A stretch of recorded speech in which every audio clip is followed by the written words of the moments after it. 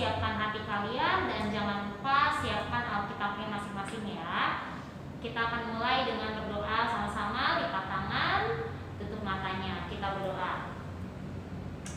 Selamat pagi Tuhan Yesus, terima kasih atas penyertaan-Mu dari malam hingga pagi hari ini.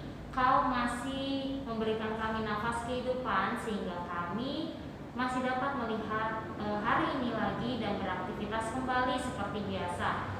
Bapak, sebentar lagi kami akan mendengarkan renungan pagi. Kiranya Kau berkati pembawa firman-Mu. Apa yang ia sampaikan kiranya adalah untuk memuliakan nama-Mu saja.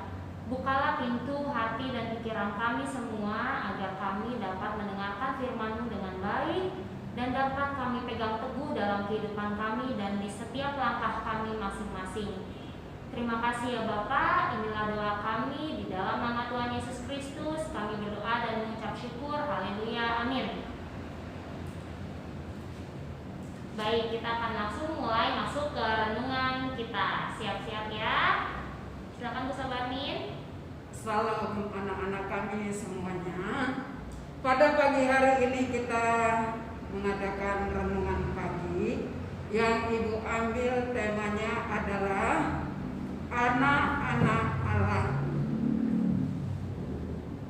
Semuanya kalian sudah sediakan Alkitab ya anak-anak Ibu, karena kita akan membahas yaitu mengenai anak-anak Allah ini.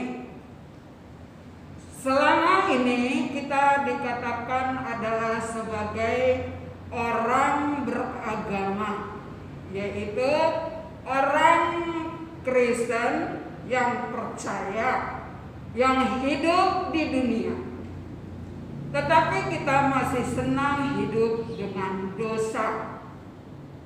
Kristen yang sejati, kita harus melepaskan keterikatan apapun di dunia ini yang tidak berkenan di hadapan Tuhan Yesus. Kita boleh melihat yaitu di dalam Lukas 14 ayat 33. Ibu akan bacakan di sini. Demikian pula tiap-tiap orang di antara kamu yang tidak melepaskan dirinya dari segala miliknya tidak dapat menjadi muridku. Itu maksudnya adalah menyatakan ini adalah pernyataan Yesus sendiri kepada kita semua umat manusia yang percaya kepadanya. Dan boleh kita lihat lagi yaitu di dalam Injil 1 Yohanes 3 ayat 8 sampai 10. Apa dikatakan di situ?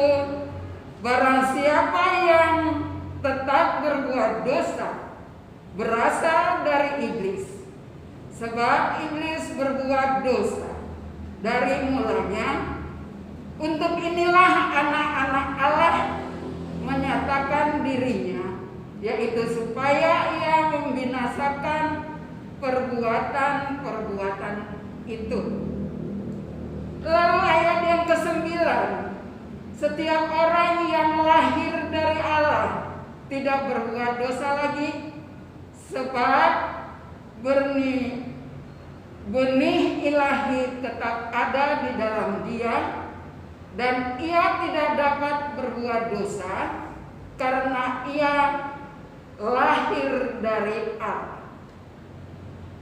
Lalu ayat yang ke-10 dikatakan di situ, inilah tandanya anak-anak Allah dan anak-anak iblis.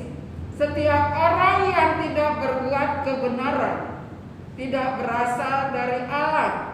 Demikian juga barang siapa yang tidak mengasihi saudaranya. Dari sini kita lihat di dalam kebenaran Tuhan, kita ini anak siapa? Anak Allah atau anak iblis? Karena kita tetap hidup di dalam dosa. Jadi dengan demikian kita harus mampu menjauhkan diri kita dari dunia ini, di mana kita sering sekali melihat di dalam keadaan dunia ini dan bersenang-senang, rasanya sudah puas. Makanya di situ dikatakan, apakah kita ini anak Allah atau anak iblis? Ini boleh kita lihat di dalam perilaku dan tingkah laku kita itu di secara dunia. Hindarilah satu perbuatan dosa agar kita sampai kepada Allah.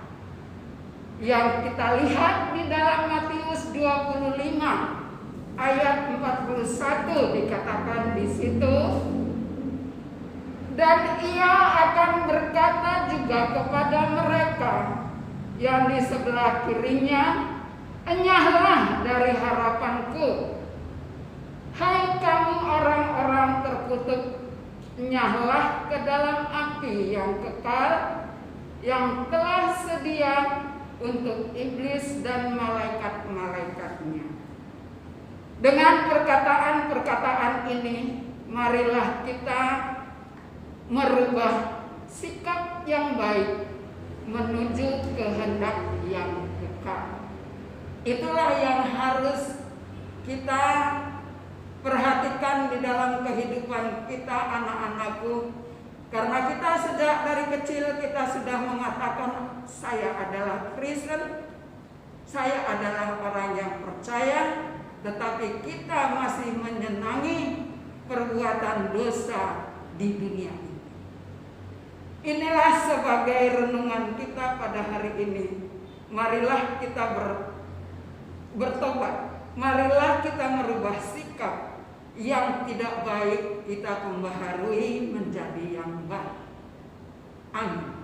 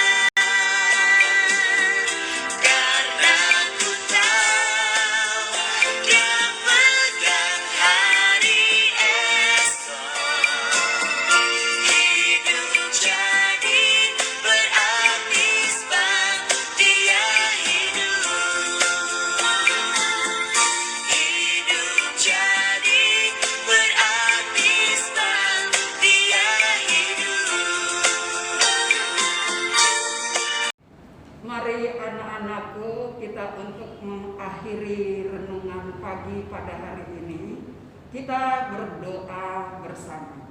Mari kita bersatu di dalam doa. Terpujilah nama-Mu Tuhan melalui anak-Mu Yesus Kristus, di mana pada hari ini Tuhan kami telah mendengarkan firman-Mu. Ajar kami Tuhan untuk menjauhkan perbuatan-perbuatan dosa, agar kami Tuhan dapat merubah sikap dan dapat kami mencapai kehidupan yang kekal di dalam kehidupan kami nantinya. Melalui anak-Mu Yesus Kristus kami mengucap syukur dan berterima kasih. Amin. Amin. Sampai jumpa di renungan pagi esok hari. Terima kasih, Tuhan memberkati. Shalom. Shalom.